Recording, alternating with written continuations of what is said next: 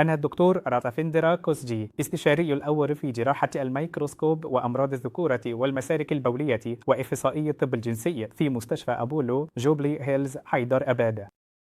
الحين راح أشرح لكم عن كيس البربخ. شنو هو كيس البربخ؟ كيس البربخ هو كيس مليان سائل يكون حوالين الخصية أو وراء الخصية مباشرة داخل البربخ، وكل هذا الأشياء موجودة في كيس الصفن. فمتى يكون شائعاً؟ هو شائع عند الأشخاص في منتصف العمر، يعني بين عمر 20 إلى 40 سنة، ونادر جداً عند الأطفال. هل لازم تقلق من كيس البربخ؟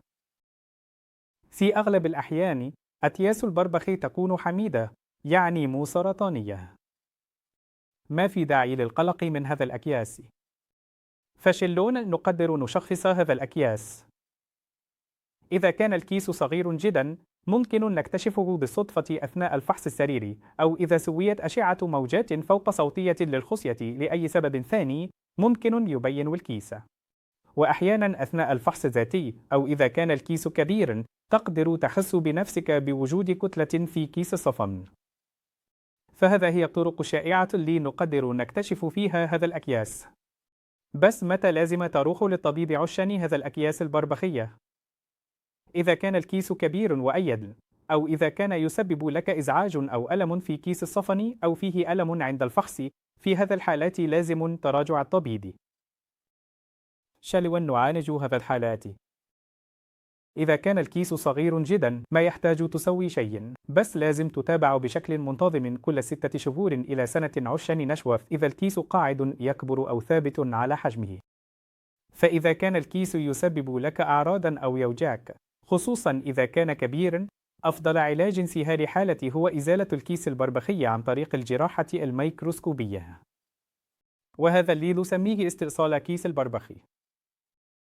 وفي بعض الحالات ممكن نسوي سحب للسوائل من الكيس، بس هذا حل مؤقتا لأن الكيس بيرجع ويتجمع فيه السائل مرة ثانية.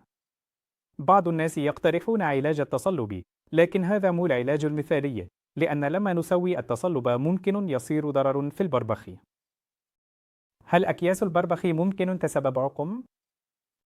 في أغلب الحالات، أكياس البربخ حميدة وما تسبب عقم. في نوع معين من الأكياس نسميه الحويصلة المنوية أو السبيرماتوسيل. هذا نوع من أكياس البربخ يكون فيه الحيوانات المنوية داخل الكيس، وأحيانا ممكن يسبب انسداد.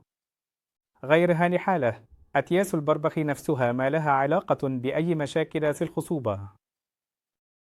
طيب، هل كيس البربخ يسبب أي مشكلة جنسية؟